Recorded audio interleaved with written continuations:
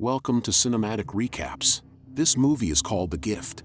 The movie is about a married couple, Simon and Robyn, who run into Gordo, an old classmate. Things take a turn when Gordo begins to drop in unannounced at their house and inundates them with mysterious gifts. As Robyn learns the unsettling truth about what happened between Simon and Gordo, she starts to question everything. Sit back and enjoy to see what happens.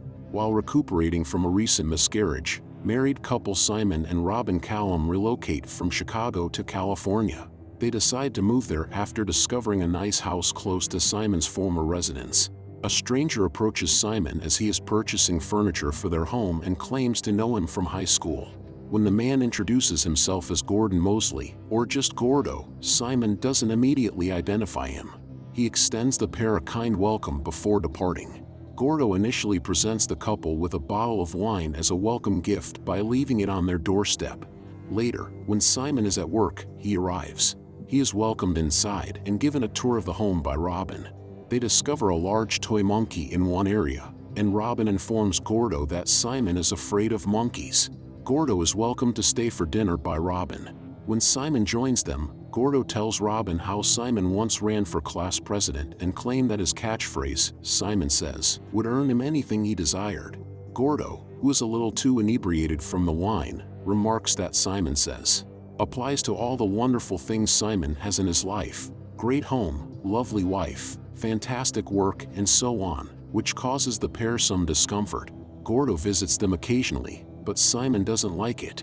He even wrote Weirdo in place of Gordo's name over his phone number on the fridge because that was his nickname in high school. When Simon is at work, Gordo continues to visit their home and brings them gifts like a number of koi fish for the pond in front of their house and also fixes their cable TV. He enters the kitchen, reads Weirdo on the fridge, and storms out angry. Robyn is shocked when Gordo later extends an invitation to the pair for a dinner party. For the celebration, Simon and Robyn go to a shockingly gorgeous house. He informs them that the other pair Gordo invited just backed out. He states that he is single during the conversation. Then, Gordo receives a call that he claims is from the office, and he leaves Simon and Robyn alone at home. Simon then begins to speak crudely about Gordo, claiming that he has feelings for Robyn and desires to do immoral things to her. Then Simon offers that they tour the residence. Both a bedroom with women's apparel and what appears to be a child's bedroom are discovered. They dash back to the living room when they hear Gordo's car approaching. Simon questions Gordo about his job as he returns inside. According to Gordo, he lied and admitted to lying after speaking with his ex-wife on the phone. Simon firmly informs Gordo that he is no longer welcome to visit them and demands that Robyn leave the room. Robyn believes she hears noises while at home alone the following morning. When she steps outside, she finds that their dog, Mr. Bojangles, is missing and the koi fish have died. Later, when Simon returns to Gordo's home, a woman who Simon believes to be Gordo's wife greets him at the door. It seems Gordo doesn't reside there. The Callums call the police after learning that Gordo did know the couple living there and that he had a key because he was in charge of their rented cars. Gordo had reportedly used the key to enter the residence when the couple was away. Without sufficient proof, the police are limited to questioning Gordo, and they note that Gordo would be aware of who sent the police to his location. At work, Simon is being considered for a promotion, and after a successful meeting with the two men in charge, a coworker informs him that Danny McDonald is his lone rival for the post. Robyn still feels as though Gordo is keeping an eye on her at home. She steals some prescription medication from their next-door neighbor, takes it, and passes out in the bedroom. She finds herself laying on the bed when she awakens. Robyn enters the kitchen at night and hears what she thinks is a noise. At the door, there is a thud. Bojangles has arrived home safely. When Robyn wakes Simon awake, they have a conversation in the kitchen during which Simon says he was going to tell Robyn that he had been promoted at work, but instead he discovered her asleep. He pulls out the pills he found and believes Robyn has relapsed after doing drugs earlier on during their time in Chicago.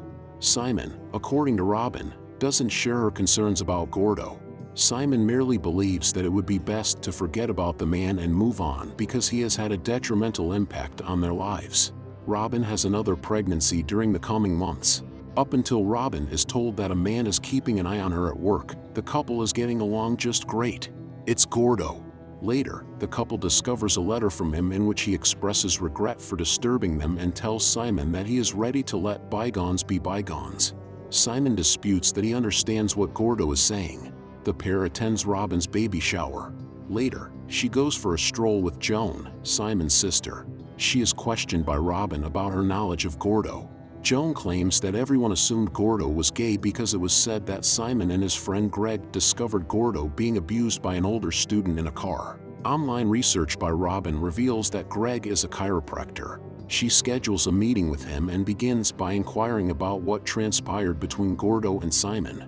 Greg first refuses to respond to her inquiries, but in the end explains that Simon made up the allegation that Gordo was molested since Simon was a bully and routinely picked on Gordo. This rumor also led to the incident where Gordo's father attempted to burn him alive because he believed him to be gay and resulted to his father's incarceration. When Robyn visits Simon's home office, she looks through his desk and discovers two files. The first one is about Gordo, while the second one is about Danny McDonald, another finalist for the position Simon is vying for. She notices Gordo's mugshot because he was allegedly detained for burglary years ago. Later, when Robyn confronts Simon, he coldly responds that even though he was unaware of what Gordo's father had attempted to do to him because his father had been so difficult with him, he doesn't care because he toughed it out and didn't feel he had done anything wrong. When he starts to make a remark about Robyn taking drugs, she hits him and tells him he's still being a bully. Later, Simon explained he checked Gordo's past to keep them safe and offered to make amends to her. Simon visits the pub where Gordo is presiding over a trivia competition. Later, Simon runs into Gordo in a parking garage and, mostly because Robyn ordered him to, offers him a half-hearted apologies. Gordo claims that it is already too late, and despite Simon's belief that the past is behind him, he is still dealing with it. Gordo's basket is knocked out of his hands by Simon, and papers fly everywhere. Then, as Gordo tries to pick them up, Simon kicks him. He then holds Gordo up against the ground and demands that he accept his apologies. To assure Robyn that Gordo won't trouble them ever again, Simon departs and returns home. The Callums throw a dinner party to celebrate Simon getting the job.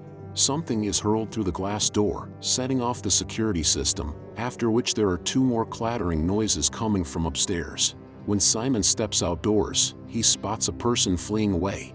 He knocks the man to the ground, assuming it's Gordo, but it's actually Danny McDonald, who is upset with Simon for making up facts about him that cost him both his current job and the promotion. When Danny hears police sirens, he starts pleading for his release. Simon gives in and lets him go. Then Robyn says that she is about to give birth. Robyn gives birth to a child who is in good health. She does, however, inform Simon that given the chaos and drama he has sparked, she does not want to return home with him. When he leaves her room, he receives a call from the office informing him that he has been fired since it was discovered that he had lied about Danny. When Simon gets home, he discovers a sizable box outside. A baby bassinet and 3 numbered boxes are also within. The first one reveals how Gordo has been entering and leaving their home because it carries a key to their residence.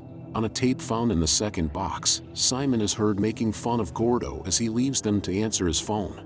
A DVD with recorded footage of Simon and Robyn eating and sleeping can be found in the third box.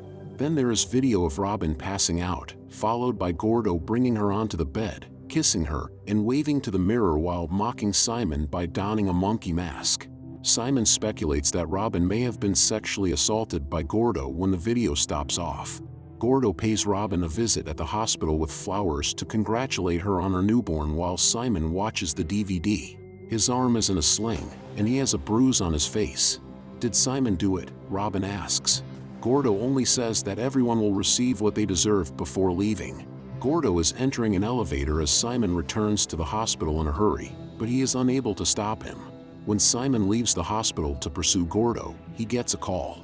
He demands to know whether Gordo really did what Simon alleges. Gordo initially says he didn't, but then admits that perhaps he did. And that's what happens when you give someone a poor notion to think about. To obtain a better look at the baby's eyes, Simon goes in search of him. He is still left in the dark as to whether the child belongs to Gordo or Simon. Robyn is holding the infant while grumbling angrily at Simon. Simon slumps against the wall and sobs in silence as he realizes his entire existence has been destroyed. Before departing and taking off the sling off his arm, Gordo glances quickly at Simon. His purpose to ruthlessly end Simon's life is now complete. And that is the end of this movie. I hope you enjoyed it. Make sure to like, subscribe, and turn on the notification bell for daily updates of movie recaps like this. Comment what movie you want next. Thanks for watching.